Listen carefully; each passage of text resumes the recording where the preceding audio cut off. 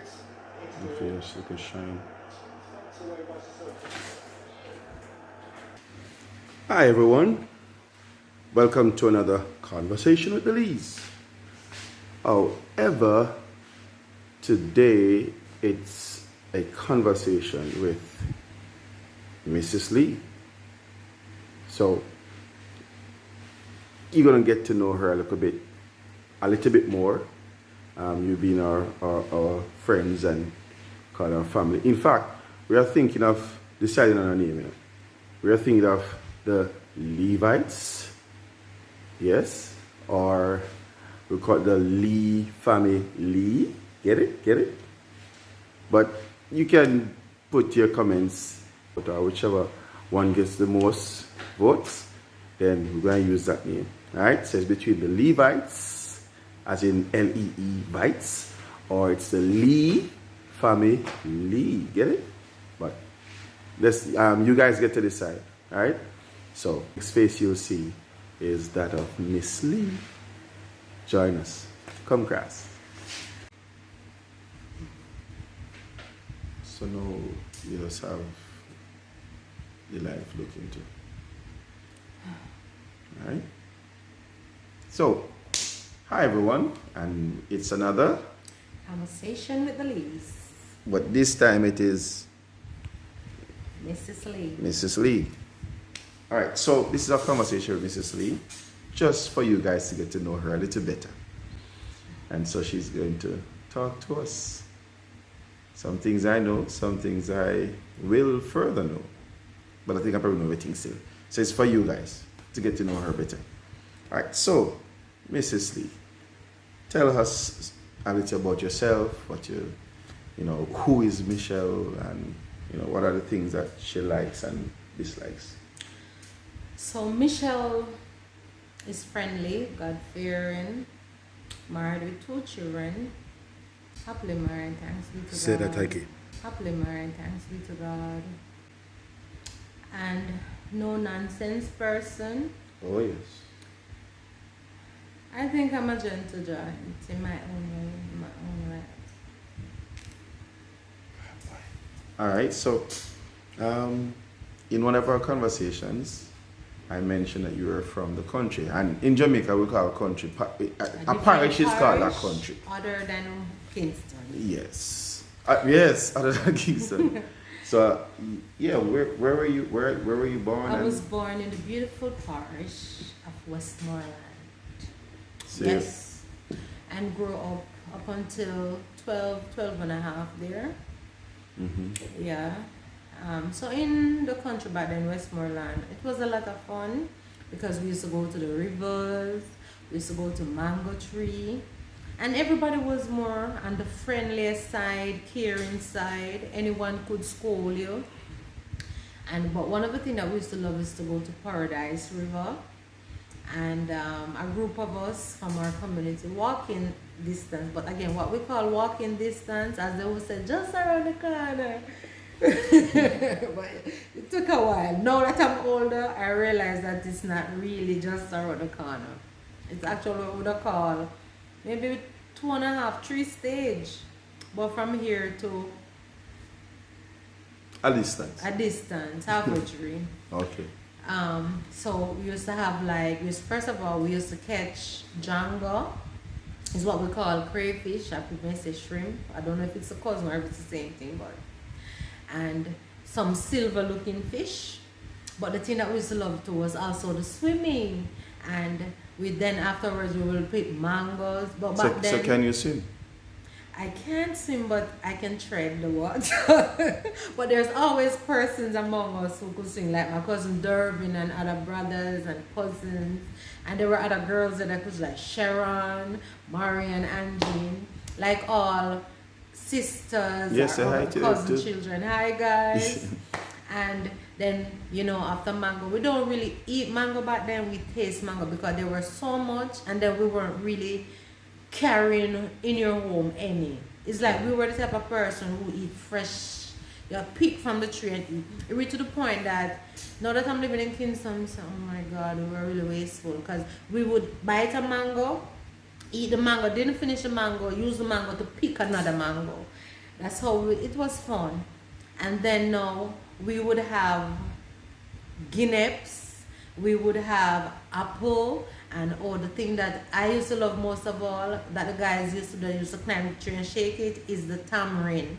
Where when you took it out of the ox, put it into a jar with rum and sugar, and then you grind it together to form balls, but we would let it sit and marinate. Oh my God, that was nice. And then what we will do, take a portion, put it into a little, it don't reach, like a little half-pound bag and tie it, and beat it up and make the juice come off the seed, and then just bite it and go and squeeze it like sucks up. That was like, no wonder we never used to see.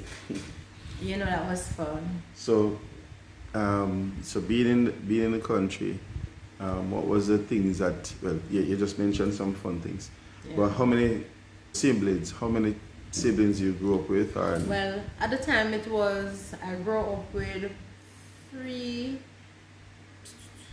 other siblings. Well, Sean did fairly young, so it basically was me, Ralston, and Kayan. and you were the biggest. And I was the eldest, and Sean was like a baby, so he wouldn't trade with us, really. Right? And it was fun because we would look out for each other, but at the end of the day, Ken was small too, so Ralston and I was the ones and who never really liked yard. We will always be at our auntie's house, our cousin's house, and because everybody was so closely knitted, everybody were related, you know what I'm saying? And then, but the problem was that back then, in the country, the houses weren't sought out as now. But even though we do have flush facilities and shower, it was not on the outside, concrete, and so it was out on the outside, so we used to sleep with bedpans. But then being the eldest, it was my duty. It was always my duty to take out the bedpan, but for some reason I can't remember before I go walk at my cousin them house, and then my mother would call the first place with Murdy. They said, Michelle, no man, no see for money. But you don't know that my mother put on the lick hard, they would hide me and stuff. And then my mother was very scandalous, she would embarrass you and oh my God, girl from money, she not take out them. They call it piss pot.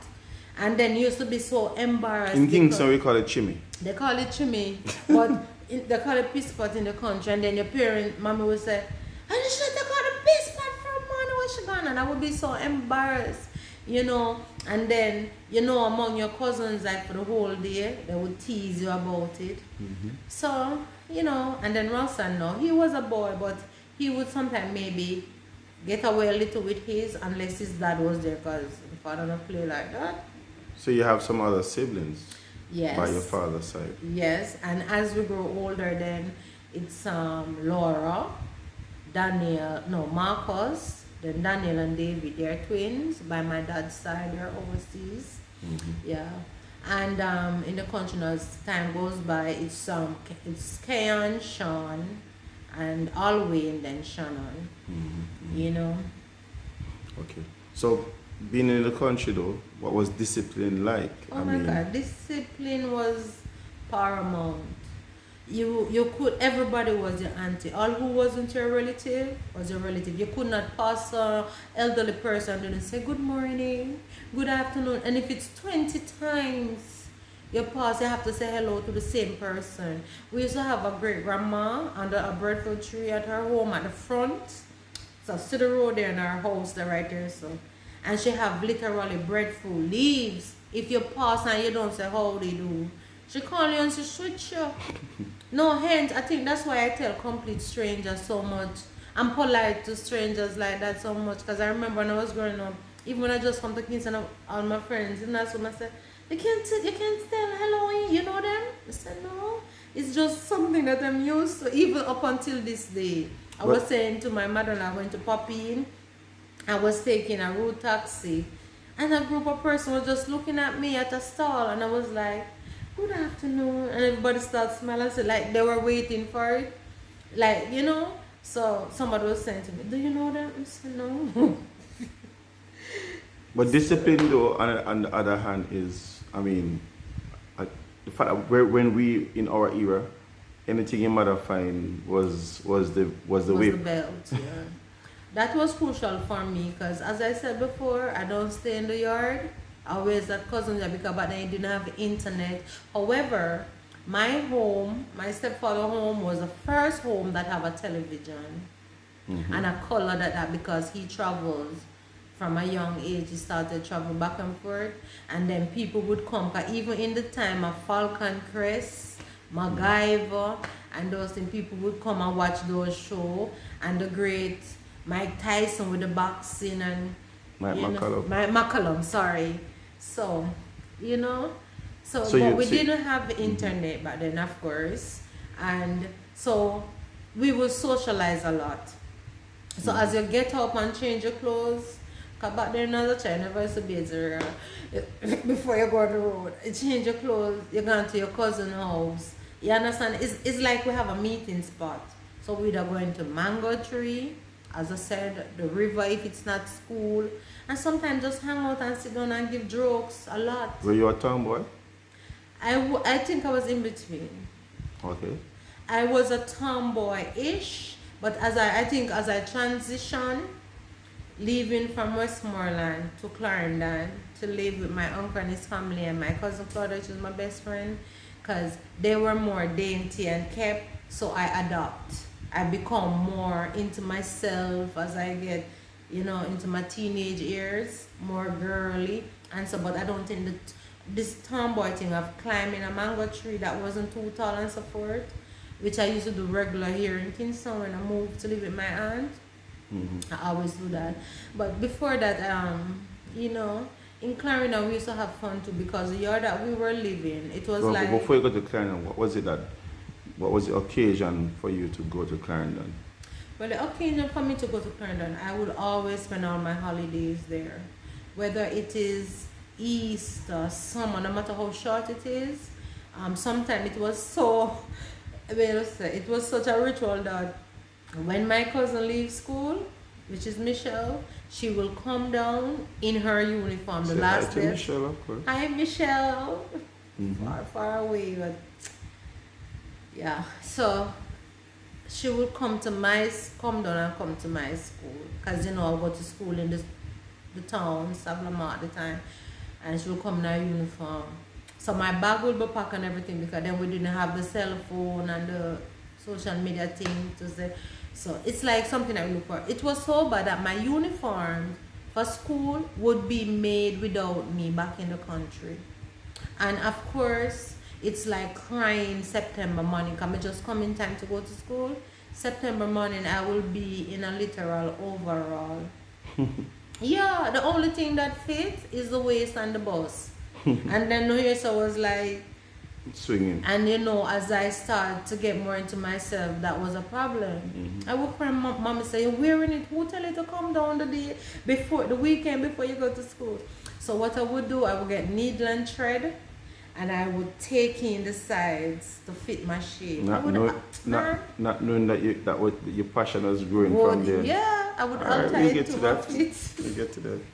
So tell us about your time in Clarendon. How was it? Oh, that was nice. But then, because then you can look forward to Christmas, your presents will be under the tree, and because Sandy at the time, well, before we reached Sandy, I used to travel there a lot, but they have people in overseas, so we'll get the clothes, and then also the daintiness start coming in.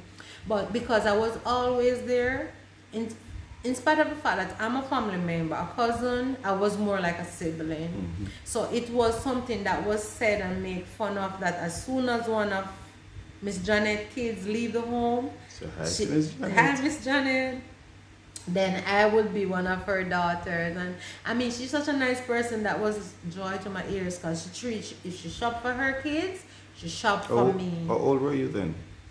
Then I wasn't quite 50, I think I was there from 12 and a half go up to 14. Oh, because 14 and because a over half. because over time when one of them left, you lived there with them. Right. So Yeah. Sandy got the opportunity to go overseas to live, so I replaced her because she had 7 kids. So I replaced her. But they have a big home, a big yard and everything. So I just fit right in. And So did you go to school in Clarendon when you that's continue your another school? Yes. So anyway, there was something that always happening on when Michelle, otherwise known Claudia, otherwise known as Michelle, was supposed to get registered in high school because my uncle worked and their mom, Miss Janet, works. So Judith being the eldest, you understand, she had to register. But then she was always an Americanized type of person through magazines and and stuff. And then they were one of the person who have a first television in their community, the one with the four legs and the stand.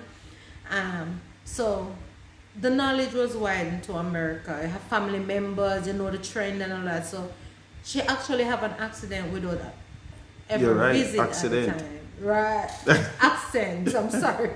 Accident. Glory to God. She had an accent. So anyway, there was a joke this evening, about sure you want Judy to register you, Claudia. Let us say Claudia, okay, two of us. I can't say Michelle and Michelle. Confused. Claudia. So she said, I just know that I want to be registered, And then we're saying, Judith, her name is Joan, call her Judith, don't bother with the foolishness. Anyway, never sat down. And we read to them in high school, they were line on top of lines. But then, as you know, what happened in Jamaica, you have people at their home whose friend is coming, who hold line for them. Hold the space. Hold the space. And then Judith, she started to carry on.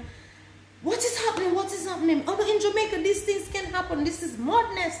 Look, from time we're here and people just doing their own business, nobody to regulate, and this could never happen in America. No, people, this young lady have not yet at the time started to travel yet. So by then now, Claudia and I will start back and Claudia said, let us pretend like we don't know her. We don't know her. So by then now, she being so vocal and acting like speaking like American just in that way, people know, like they start to agree with her and say, true man, I've been madness one in this country. And nobody to see that thing goes right. Then comes out the vice principal. What is this chaos happening out here? And of course, before Judith locked her mouth, of course she have to speak up. And she was like, oh, this is just madness. No one wants to see the things run orderly.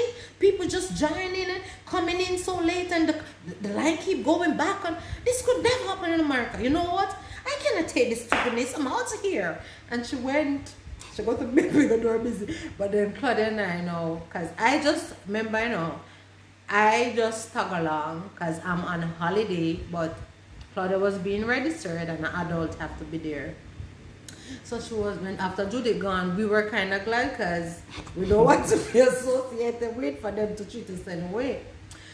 But of course, what a nice lady she was there. She said, don't worry, man, don't worry. I'll register you. I'll just say that, you're my neighbor's child and that wasn't. And that is how Michelle got registered. Anyway, after that, now when Sandy went and I, become a member of the family, who have to register me now? Judith. So everybody started laughing in the family and said, Michelle, you seem to forget what happened to Claudia, and at that school. And Claudia was saying, Michelle, take the leap of faith, come, hope that somebody would chip in for you and register you. Don't carry Judith. And Miss Janet, being responsible, she wouldn't allow that. So of course Judith have to come. People, nothing don't change. The same scenario. Line, people coming late, said that's their space. And what started happening? Judith, here we are again, once again. This school, she's like, this school seems to have a reputation for these things. I'm telling you, this could never happen in America. It's like deja. She still hasn't been to America. And she still haven't started traveling as yet. Deja vu. So I said, Lord Jesus, what am I going to do? So of course, I start dressed by now and do like I don't know her till, of course, I think the vice principal even recognized her and said, is this the lady? And till, people started to. Of course, before I agree with her, and then she said, after I get uncomfortable for her, she said, you know what? I don't have to put up with this stupidness. I'm out of here. And she gone again. No, I stand alone. But of course, somebody did stun in and get me registered. Okay. And the vice, because when you're going out to the vice, so who is that lady? I'm sure I know that lady. Who is that lady? she's your relative, right? And she's from America. She don't know that Jamaica don't run like America. I mean, just like my mouth and yes, miss, yes, miss. You know, so because of that, now what happened when time for enrollment, Miss Claudia already went through it, wherein she was being classed as that stush girl whose sister is from America and credit. So she was put in that category already. And of course, because the same thing now happened to me when I started the same high school, because Claudia been 2 years older than me, the same thing happened to me, but I kind of get it worse. You know, because I must say that was a stush girl, and then she have a stush sister, because I thought that we're sister because we dressed alike. And again, we didn't wear the normal school blouse. At the time, there was some blouse that was wearing with the short front and long back that looked like school blouse with a one pocket.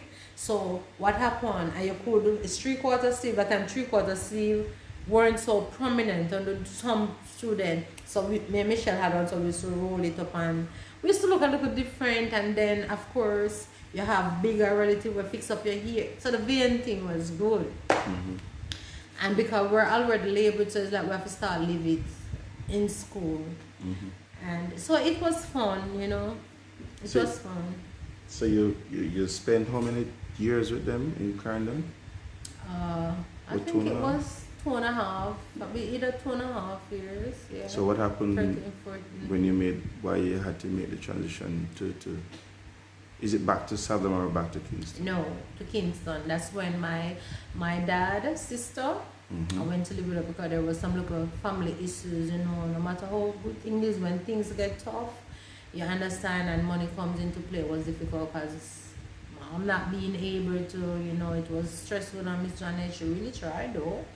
You know, she didn't really want me to leave. I actually cried. It was a tearful one. But of course, I keep going back for holidays. But then the time I have to share between going to Westmoreland now, because my mom went to England after a time to visit her sister. During around those, no, that was a different time. When she went, no, that was a different, that's when I was already in Kingston. Yeah, so the transition period with monetary was kind of sticky. But we still remain close, you know. So you moved to Kingston or to live with your aunt? I moved to Kingston to live with my aunt. Based on some financial? Based on, yeah, because she was my dad's sister.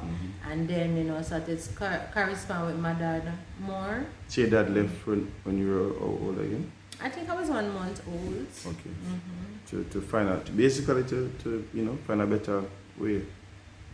Whichever way, he was living with, like his parents took them up because file in Jamaica because file. Okay. So what was it like in Kingston? In Kingston, it was really good. At that age? Yeah, at that young age, because then my auntie and I, we were close. You know, people thought that she was my mom.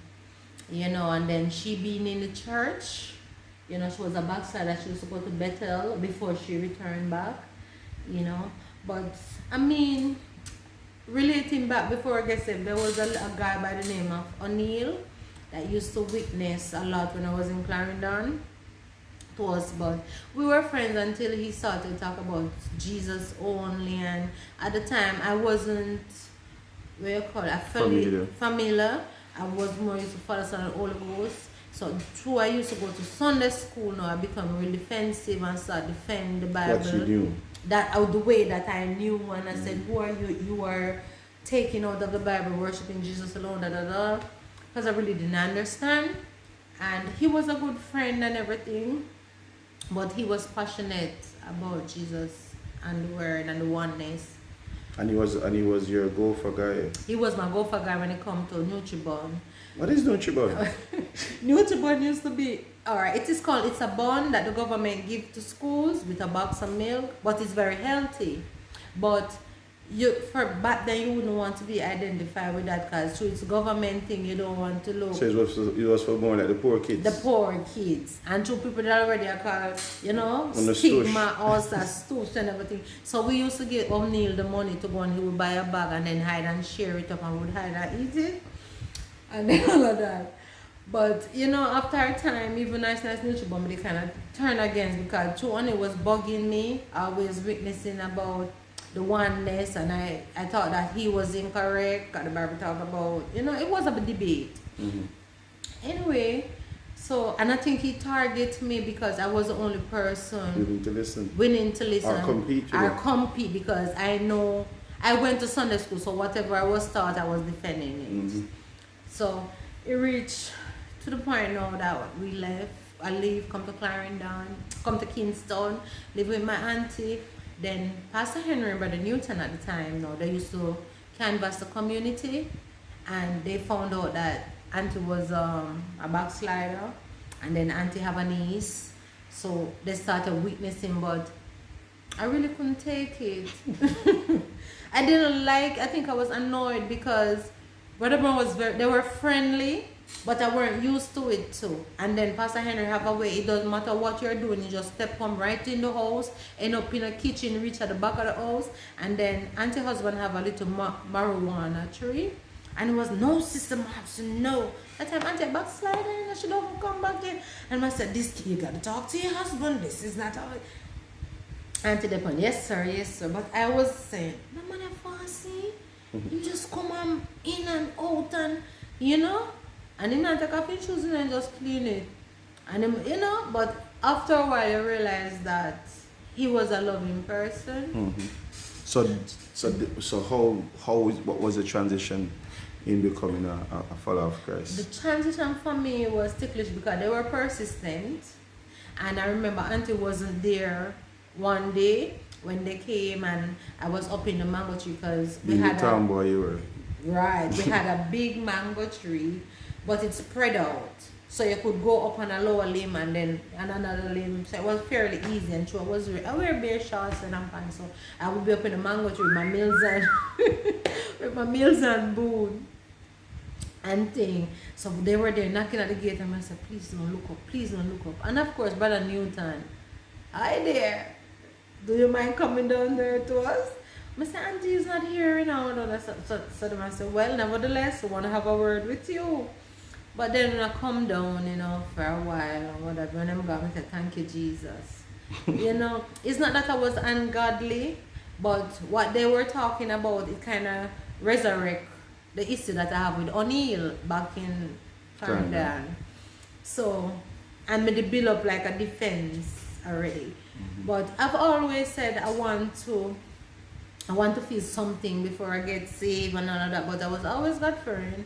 I was hiding, reading about the Psalms. That was easier to understand and so forth. Anyway, so they were persistent until auntie now being a backslider, and she wasn't married at the time. She said she don't want to go back to church until she's married. She was engaged.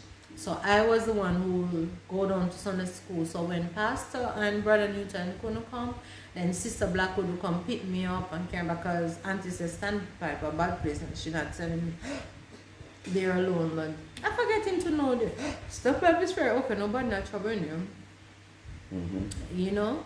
So that was it. So after going being invited to Sunday school, and then going to the altar to their services. Can you start with it more steadily now? Steadily. But it took me 6 months.